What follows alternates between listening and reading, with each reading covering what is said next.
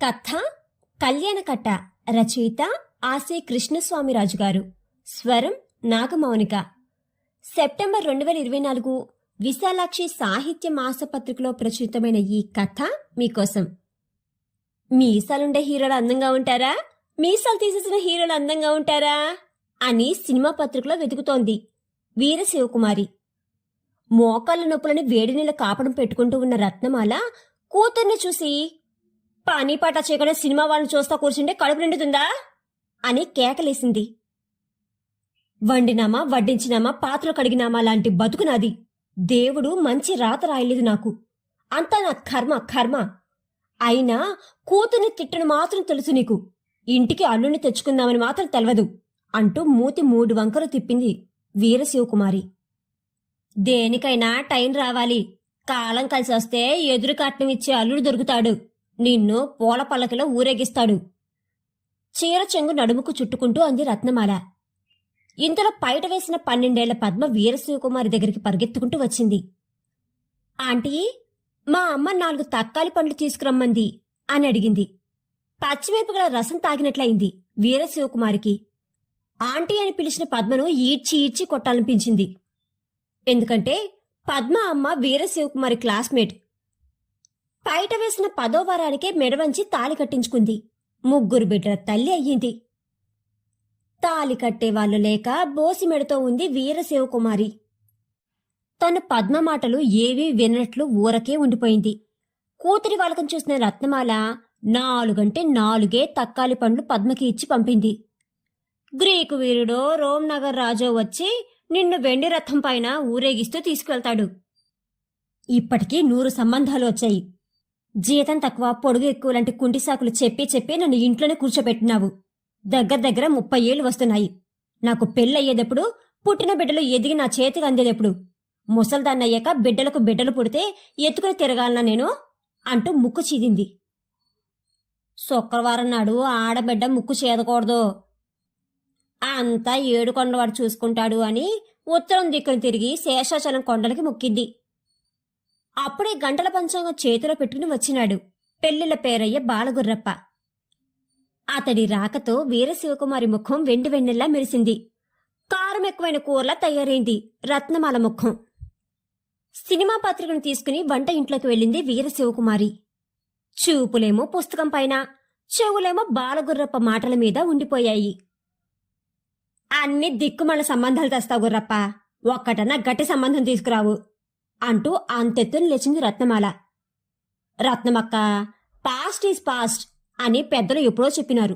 ఇప్పుడు నేను తెచ్చిన సంబంధాలు సామాన్యమైనవి కావు. బంగారు కడ్డీలు, వజ్రాల మూటలు. ఊర్లో రోజు నీ కంటపడి చులకనైనాను గాని ఇప్పుడు నా రేంజ్ మారింది. మొన్నటికి మొన్న కన్నడ బుల్లి తెరనట్లు మంచి సంబంధాలు చెప్పమని ఒక్కటే ఫోన్ల మీద ఫోన్లు అని ఎగిరెగిరి చెప్పినాడు. మూతి విరుస్తూ రత్నమాల, తెచ్చిన సంబంధాలన్నీ గొప్పవని చెబుతావు, ఏది చెడ్డదని చెప్పవు. అయినా ఎవరు వాళ్ళు, ఎక్కడి వాళ్ళు అని అడిగింది. ఇద్దరూ తిరుమల కొండ మీద కళ్యాణ కట్టలో పనిచేస్తున్నారు. సానబెట్టిన కత్తిలాంటి కుర్రాళ్ళు. వారిలో బిఏ చదివినాడు రాజశేఖరుడు, బీకాం చదివినాడు మనోహరుడు. ఇద్దరూ 60 కేజీల బరువు, 5.5 అడుగుల ఎత్తు ఉంటారు. ఇద్దరిది తేనె రంగు ఒళ్ళు. ఒక్కసారి చూసినావంటే తేనె తాగినంత తృప్తి అవుతుంది నీకు రత్నమక్క. ఈసారి నా మాట విను అని చెప్పినాడు. ఫోటో ఉంటే చూపించు అని అడిగింది రత్నమాల. ఫోటో ఎందుకక్కా, ప్రత్యక్షంగా చూపిస్తా. వచ్చే ఆదివారం మంచి రోజు. ఇద్దరూ కళ్యాణ కట్ట డ్యూటీలో ఉంటారు.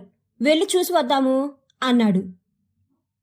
నాకు చాన్నాళ్ళుగా కొండకు పోవాలని ఉంది. పనిలో పని, గుండు కొట్టే పాత మొక్కుబడి కూడా చెల్లించేస్తా. ఇప్పటికే ఆలస్యమయ్యింది. ఎవరితో పెట్టుకున్నా 7 కొండల స్వామితో పెట్టుకోకూడదంటారు. స్వామి కార్యం స్వకార్యం 2 కలిసి వస్తాయి. ఆ అబ్బాయిల్ని చూసి రావచ్చు అని చెప్పింది. సంతోషంగా లేచినాడు బాలగుర్రప్ప. అయితే అక్కడ్నుంచి ఒక్క అడుగు కూడా జరగలేదు. కనీసం సెంటీమీటర్ దూరం కూడా కదల్లేదు. తల గోకుతూ నిలబడినాడు. బాలగుర్రప్ప గోకుడు గమనించింది రత్నమాల. చిన్నగా నడుస్తూ ఇంట్లోకి వెళ్లి డబ్బు తెచ్చి ఇవ్వబోయింది. అయినా బాలగుర్రప్ప తల గోకడం మానలేదు. ఇది 200 కాదు 400 అని 200 రూపాయల నోట్లను విడదీసి చూపించింది. కొండలడ్డు తిన్నంత తృప్తిగా బాలగుర్రప్ప ఆ డబ్బును చేతిలోకి తీసుకున్నాడు. కళ్యాణ ఘడియలు రాబోతున్నాయని తెలుసుకున్న వీరశివకుమారికి నోట్లో తేనె పోసినట్లయింది. కొండకి వెళ్లే రోజు రానే వచ్చింది. 2 కాళ్లకు నీ క్యాప్లు తగిలించుకుంది రత్నమాల. కూతురు వీరశివకుమారి సర్ది ఇచ్చిన బ్యాగు తీసుకుని బాలగుర్రప్పని తోడు చేసుకుని కొండ బస్సు ఎక్కింది. పాములాంటి మలుపుల్లో బస్సు వెళ్తూ ఉంటే బ్యాగులోని ప్లాస్టిక్ కవర్లు బయటకు వచ్చాయి. నా కూతురికి నేనంటే ఎంత ప్రేమ! బస్సు తిరుగుడులో వాంతి అవుతుందేమోని ముందు జాగ్రత్తగా కవర్లు పెట్టింది. ఈ ఏడుకొండలవాడా, నా కూతురికి బంగారం లాంటి సంబంధం కుదుర్చు స్వామి, నీ హుండీలో 116 వేస్తా అని వేడుకుంది. బస్సు నేరుగా బస్టాండ్ చేరింది. దిగిందే అక్కడ వాలంటీర్లు వేడివేడి ఉప్మా, పొగలు గక్కే పాలు ఇస్తూ ఉన్నారు. ఆ అన్నదానం పేరుతో కొండ మీద రోజు 1,00,000 విస్తాలు లేస్తాయట. సామాన్యులకు సాధ్యమయ్యే పనేనా ఇది? అంతా స్వామి మహిమ అంది రత్నమాల. ఊరకే పెట్టే ఉప్మా తిందామన్నట్లు ముఖం పెట్టినాడు బాలగుర్రప్ప. దర్శనం అయ్యేంత వరకు తిండి తీర్థం లేదని గట్టిగా నొక్కి వక్కానించింది రత్నమాల. ఉప్మా తినేవాళ్ళను ఉరిమి ఉరిమి చూస్తూ రత్నమాల వెనకే నడిచినాడు బాలగుర్రప్ప. దారిలో ఓ పొట్టి ఆడమనిషి చేతిలో తట్ట పెట్టుకుని నల్ల ఎర్ర దారాలు అమ్ముతోంది. పాత పరిచయం ఉన్న రత్నమాలను గుర్తించి, ఏమక్కా ఊరి విషయాలు అని అడిగింది. మా ఇంటి మేళమే సరిపోతా ఉంది నాకు, ఊర్లో వాళ్ళ మేళం ఎక్కడ వినేదక్కా అని బదులిచ్చింది రత్నమాల. కూతురికి పెండ్లి కాలేదని వేడి పెనము మాదిరి కాలిపోతా ఉంది ఆ అక్క మనసు అనుకుని చిన్నగా అక్కడి నుండి జారుకుంది ఆ పొట్టి మనిషి. ఉచిత బస్సు ఎక్కి కళ్యాణకట్టకు చేరారు. రావి చెట్టు కింద కూర్చుని ఉన్న 2 కోతులు రత్నమాల వైపే చూశాయి. పలకరింపుగా చిన్న నవ్వులు నవ్వాయి. సిగ్గులు మొగ్గయింది రత్నమాల. ఎక్కడికి పోయినా రత్నమాలక్కకు బంధువులు కనిపిస్తారు, అభిమానంగా పలకరిస్తారు అని నవ్వుకున్నాడు బాలగుర్రప్ప. కళ్యాణకట్ట ప్రారంభంలోనే రత్నమాలను ఆప్యాయంగా పలకరించినారు కాబోయే నూతన వరులు. వద్దన్నా నీళ్లు అందించి తాగమన్నారు. తెల్ల పంచ, తెల్ల చొక్కా, మెడలో బ్యాడ్జీ, నుదుటిన నామం పెట్టి బుద్ధిమంతుల్లా కనిపించారు. వారికి తను గుండు గీయించుకునే టోకెన్ చూపింది. నేను గుండు గీస్తానంటే నేను గీస్తాను అని ఇద్దరూ పోటీ పడినారు. వంగి వంగి మాట్లాడినారు. నోటి ఎంగిలి మీద పడకుండా అరచేతులు అడ్డం పెట్టి మంచి చెడ్డలు మాట్లాడినారు. మనకి కూడా ఇట్లాంటి అల్లుళ్ళు దొరికితే మన పంట పండినట్లే కదా అని మనసులో తలిచాడు బాలగుర్రప్ప. గుండు గీయించుకుని కళ్యాణకట్ట నుంచి బయటకు వస్తూ ఉంటే అప్పుడు కూడా ఆ 2 కోతులు అక్కడే కూర్చుని ఉన్నాయి. అయితే అవి రత్నమాలను ఏమాత్రం పట్టించుకోలేదు. చూసి చూడనట్టు ఉండిపోయాయి. గుండు తడుముకుంటూ రత్నమాల, నెత్తిన వెంటుకుంటే ఓ మర్యాద, లేకుంటే మరో మర్యాద అని అనుకుంది.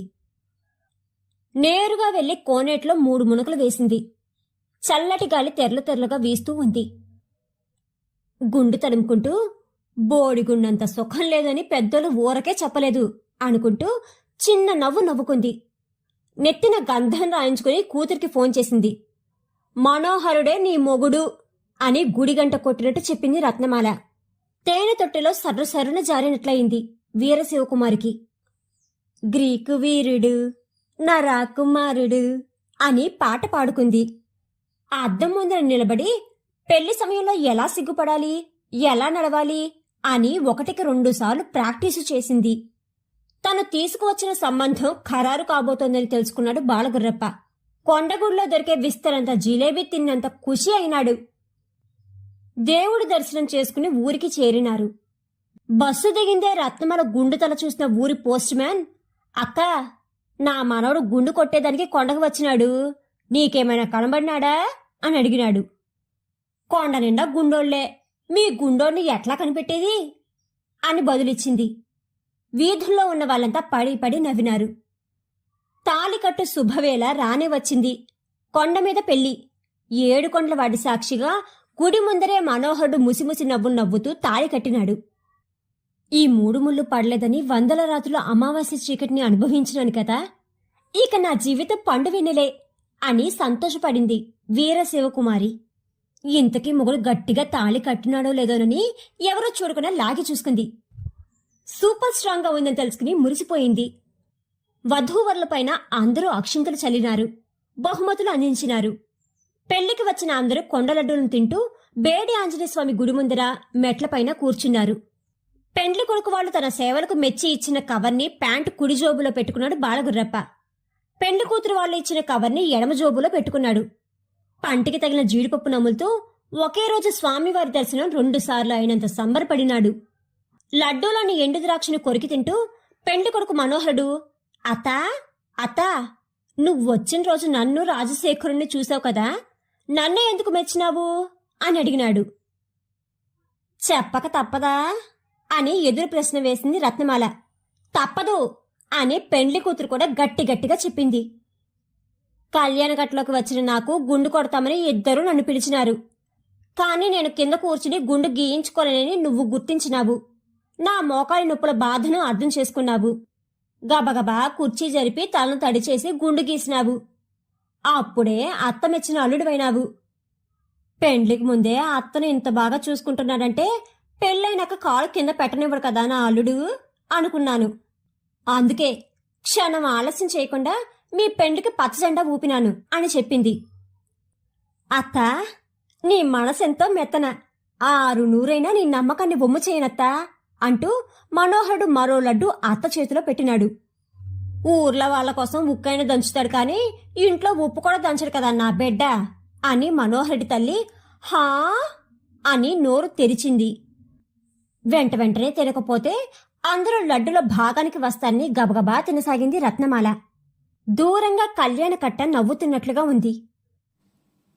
రచయిత ఆర్సి కృష్ణస్వామిరాజు గారు రచించిన కళ్యాణ కట్ట అనే ఈ కథ కనుక మీకు నచ్చినట్లయితే please like, share and subscribe to our channel.